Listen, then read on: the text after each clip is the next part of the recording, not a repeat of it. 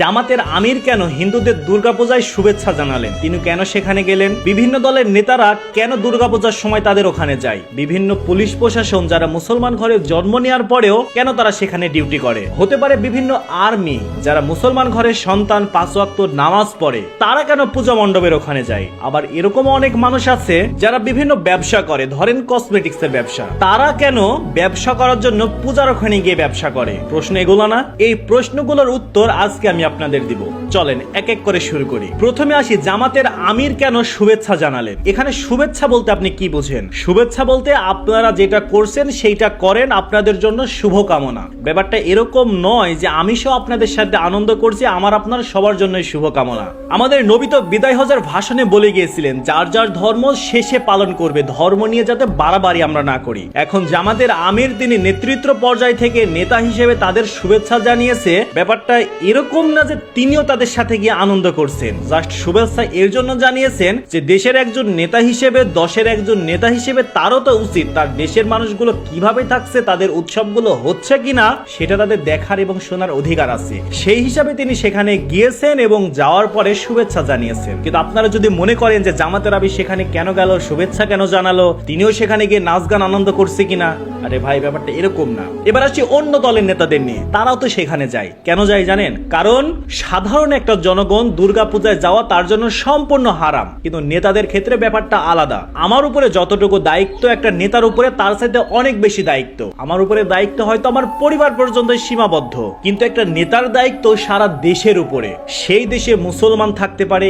হিন্দু থাকতে পারে, খ্রিস্টান, বৌদ্ধ, অনেক ধর্মের মানুষ থাকতে পারে। এখন সে যদি মুসলমান নেতা হয় তাহলে তার তো উচিত তার দেশের সকল ধর্মের মানুষদের নিরাপত্তা নিশ্চিত করা। এখন কেউ যদি মুসলমান নেতা হয় এবং তার দেশে হিন্দুরা যদি তাদের ধর্ম সঠিকভাবে পালন করতে না পারে, তাহলে এই জবাব কিয়ামতের ময়দানে তাকে দিতে হবে। আচ্ছা একটাবার কল্পনা করেন তো, আমাদের বাংলাদেশে যদি হিন্দুর সংখ্যা বেশি হতো এবং মুসলমানের সংখ্যা কম হতো, এবং হিন্দুদের মধ্য থেকে যদি নেতৃত্ব পর্যায়ে যেত, এবং সেই সময় আমরা মুসলমানেরা যদি ঈদ আনন্দ করার সময় বিভিন্ন ঝামেলার সম্মুখীন হতাম কিংবা আমাদের ঈদের নামাজ পড়তে না দেয়া হতো, তাহলে এই দায়টা আমরা কার উপরে দিতাম? অবশ্যই হিন্দুদের মধ্যে যে নেতা হয়েছে তার উপরে দিতাম, কারণ সে আমাদের দেশের নেতা, সে কারণে আমাদের নিরাপত্তা নিশ্চিত করতে পারলো না। ব্যাপারটা এরকম না? ঠিক এই রকমই যে আমরা যখন নেতৃত্ব পর্যায়ে আছি, তাহলে আমাদের দেশেও যারা সংখ্যাতে কম আছে অন্য ধর্মের, তাদেরও ধর্মটা তারা যেন সুন্দরভাবে পালন করতে পারে, এই নিরাপত্তা তো আমাদের নিশ্চিত করতে হবে। আর ঠিক এই কারণে বিভিন্ন দলের নেতারা তাদের দুর্গাপূজার সময় হোক কিংবা অন্যান্য পূজার সময় তাদের ওখানে গিয়ে তাদের সাথে সাক্ষাৎ করে এবং এতটুকু আশ্বাস দিয়ে আসে যে আপনাদের নিরাপত্তা নিশ্চিত করার জন্য আমরা আছি। এইবার আসেন, একটা পুলিশ সে যদি মুসলমান ঘরের সন্তান হয়, তার উপরে যদি ডিউটিটা পড়ে যে সে দুর্গাপূজায় গিয়ে সেখানে নিরাপত্তা নিশ্চিত করতে হবে, তাহলে সে কি যাবে না?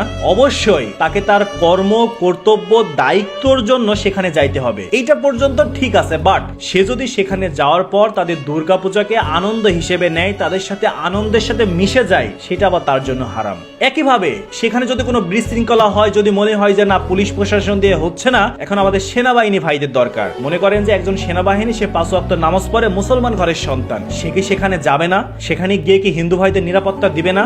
অবশ্যই তাকে দিতে হবে, এবং সে সেখানে গিয়ে জাস্ট একজন সেনাবাহিনীর দায়িত্ববোধ থেকে নিরাপত্তা দিবে। কিন্তু ব্যাপারটা যদি এরকম হয় যে একজন সেনাবাহিনী সেখানে গিয়ে তাদের সাথে আনন্দ উল্লাস করতে মেতে উঠেছে, তাহলে শুধু সেনাবাহিনী না, যে কারোর জন্য এটা হারাম। এবার আসি শেষ পয়েন্টে, একজন ব্যবসা করে, সে কসমেটিক্সের ব্যবসা, সে তার ব্যবসার ক্ষেত্রে যদি শুধু ব্যবসা বিক্রি করার জন্য সেখানে কি একটা দোকান দিয়ে বসে, তাহলে এইটা তার জন্য ঠিক আছে। বাট সে যদি মনে করে সেখানে ব্যবসাও করব, বিভিন্ন আনন্দ উল্লাসে রসালো ভাবে সময়ও কাটানো যাবে, এটা আবার তার জন্য না জায়েজ। এখন মূলত কাহিনী হচ্ছে এটাই, কেউ যদি সেখানে যায় তার দায়িত্ববোধ থেকে, তাহলে সেইটা ঠিক আছে। বাট আমি আপনি সাধারণ জনগণ, আমাদের কোনো দায়িত্ব নাই, তাদের নিরাপত্তা নিশ্চিত করা আমাদের দায়িত্ব না, নেতাদের দায়িত্ব। তাহলে নেতাকে সেখানে যেতেই হবে। তাই তাদের যাওয়া নিয়ে যাদের চুলকানি, আমি মনে করি কিছুটা হলেও আপনাদের বোঝাতে পেরেছি। আর যদি না বুঝেন, কমেন্টে উল্টাপাল্টা কথা আসে, সেই কমেন্ট ধরে ধরে বোঝাবো।